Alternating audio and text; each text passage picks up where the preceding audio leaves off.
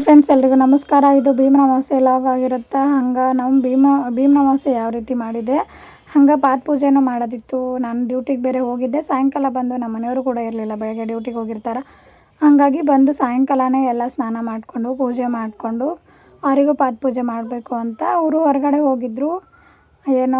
ಏನೋ ತೊಗೊಂಡು ಬರ್ತೀನಿ ಅಂತ ಹೋದರು, ಬಟ್ ಏನಂತ ಗೊತ್ತಿಲ್ಲ. ಹೋದರು. ಹಾಗೆ ನಾನು ಪೂಜೆ ಮಾಡ್ಕೋಬೇಕು ಅಂತ ಪೂಜೆ ಮಾಡ್ತಾಯಿದ್ದೆ. ನಾನು ನನ್ನ ಮಗಳು ಸೇರಿ, ನನ್ನ ಮಗಳು ಒಂದು ಸ್ವಲ್ಪ ಆಟ ಆಡ್ತಾಯಿದ್ಲು. ಹಾಗೆ ಪೂಜೆ ಮಾಡಿಕೊಂಡು ಪಾಯಸ ಮಾಡಬೇಕು ಅಂತ. ಇದು ಪಾಯಸ ಚಿಕ್ಕ ವಯಸ್ಸಿನಾಗ ಬರ್ತಿದ್ದು ಮನೆ ಹತ್ರ ಪುಟ್ಟಿ ಮೇಲೆ ಮಾರ್ಕೊಂಡು ಬರ್ತಾಯಿದ್ರು. ಆವಾಗ ಇವು ತುಪ್ಪದ ಶಾವಿಗೆ ಅಂತೀವಿ ನಮ್ಮ ಸೈಡು.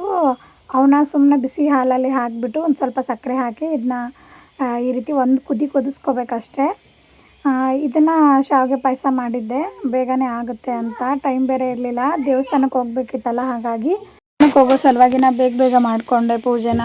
ಡ್ಯೂಟಿಯಿಂದ ಬಂದ್ವಿ. ಹಾಗೆ ನಮ್ಮನೆಯವರು ಕೂಡ ಡ್ಯೂಟಿಯಿಂದ ಬಂದರು. ಸಾಯಂಕಾಲನೇ ನಮ್ಮ ಊರ ಸೈಡೆಲ್ಲನೂ ನಾವು ಸಾಯಂಕಾಲ ಅಮಾವಾಸ್ಯೆ ಹುಣ್ಣಿಮೆನೇ ಮಾಡೋದು.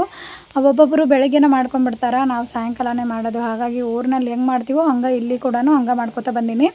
ಆದರೆ ಭೀಮನ ಅಮಾವಾಸ್ಯೆ ದಿನ ಯಾರು ಗಂಡಂದ್ರ ಪೂಜೆ ನಮ್ಮದು ಊರ ಸೈಡೆಲ್ಲ ಕಡಿಮೆನ ಮಾಡೋದು.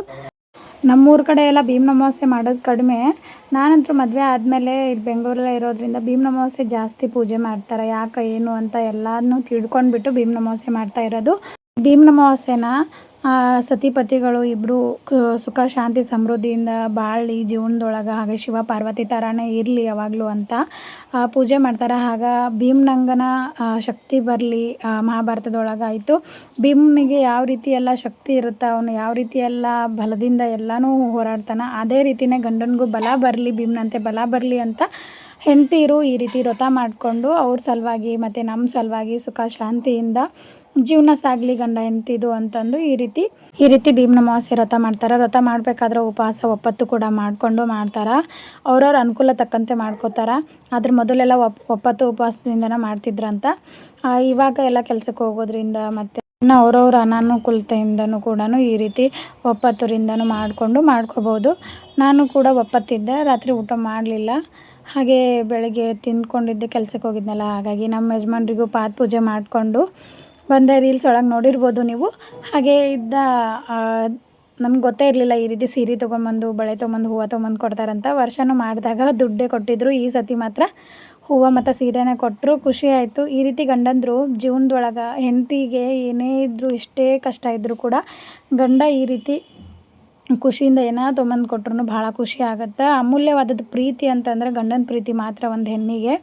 ಇದು ಮಾತ್ರ ಬಹಳ ಸತ್ಯ. ಕೊನೆವರೆಗೂ ಇರೋ ಪ್ರೀತಿ, ಗಂಡ ಹೆಂಡತಿ ಪ್ರೀತಿನ ಯಾವಾಗೂ ಆಗಲಿ.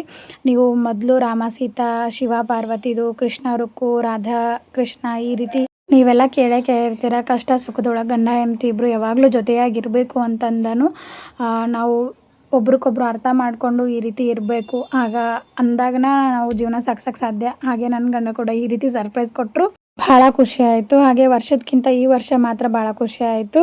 ನಾವು ಕೂಡ ಶ್ರೀರಾಮನ ದರ್ಶನ ಮಾಡಿಕೊಂಡು ಮನೆಗೆ ಬಂದ್ವಿ. ಇಷ್ಟ ಆಗಿತ್ತು ನಮ್ಮ vlog. Thank you for watching.